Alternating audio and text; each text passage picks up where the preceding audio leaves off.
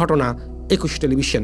২০১৫ সালের জানুয়ারিতে ২১ television BNP নেতা তারেক রহমানের একটা সরাসরি বক্তৃতা সম্প্রচার করে। পরদিনই গ্রেপ্তার হন চ্যানেলটির চেয়ারম্যান আব্দুস সালাম পর্নোগ্রাফির অভিযোগে।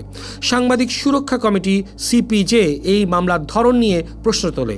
এরপর ২০১৫ সালের ২৫ নভেম্বর এস আলম গ্রুপ ২১ টেলিভিশনের নিয়ন্ত্রণ নিয়ে নেয়, যেখানে কথিত ডিজিএফআই তত্ত্বাবধানে অভিযোগ ওঠে। আব্দুস সালাম কাটান ২ বছরের বেশি সময় কারাগারে। তারপর ২০২৪ সালের আগস্টে হাসিনা সরকারের পতনের পর তিনি ২১ টিভি ফেরত পান, আর ২০২৫ সালের নভেম্বরে দুদকের মামলা থেকে খালাস পান। এই পুরো ঘটনাটা দেখায় অর্থনৈতিক ক্ষমতার সঙ্গে যখন গণমাধ্যমের নিয়ন্ত্রণ মিশে যায়, তখন জনগণের কাছে জবাবদিহি কত দ্রুত দুর্বল হয়ে পড়ে। তবে এস আলমের কেসটাকে আলাদা করে দেখলে ভুল হবে। এটা আসলে একটা অনেক বড় সংকটের সবচেয়ে বড় উদাহরণ।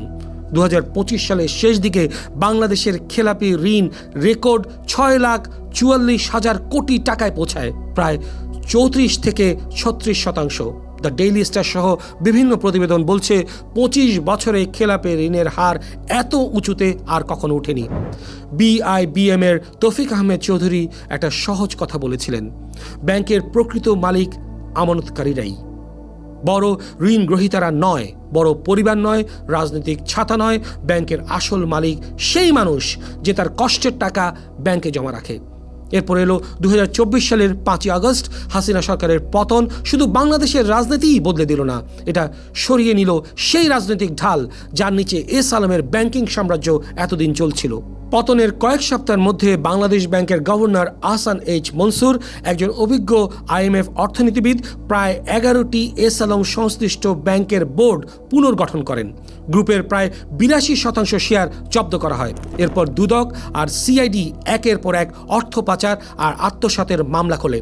আদালতের আদেশে জব্দ ও স্থগিতের আওতায় আসে বিপুল সম্পদ, ৫৬৩.৫৭ একর জমি, ৩২ কোটিরও বেশি শেয়ার আর শত শত ব্যাংক হিসাব, যার মধ্যে ২৬২ হিসাব আদালতের আদেশে জব্দ করা হয়। ক্ষমতার বাতাস যখন বদলে যায়, বহুদিন চাপা পড়ে থাকা ফাইলগুলো হঠাৎ শব্দ শুরু করতে পারে।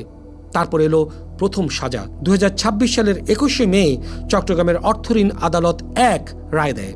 বিচারক মোহাম্মদ হেলাল উদ্দিন, সাইফুল আলম আর আরও ১০ জনকে ৫ মাসের দেওয়ানি কারাদণ্ড দেন। মামলাটা ছিল ওজি ট্রাভেলস লিমিটেডকে দেওয়া ৮৪ কোটি ৪৯ লাখ টাকার একটা ঋণ নিয়ে। কথিত ছিল ১৩৪টি বাস কেনার জন্য, যে বাসগুলো কখনো আসেনি, টাকাও ফেরত আসেনি।